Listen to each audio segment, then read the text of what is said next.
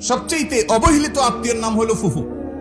ফুফুর সাথে একটু ফোনে কথা বলেন, একটু খোঁজ খবর নেন। আপনার বাবার বোন, আপনার অনেক কাছের আত্মীয়, তার হক অনেক বেশি। আপনার চাচা আপনার বাবার মতো, কোনো কারণে যদি মনোমালিন্য থাকে, জমি জমা নিয়ে গন্ডগোল থাকে, বাপের সাথে থাকুক বা আপনার সাথেও থাকুক, কিন্তু খবরদার তিনি আপনার আত্মীয়।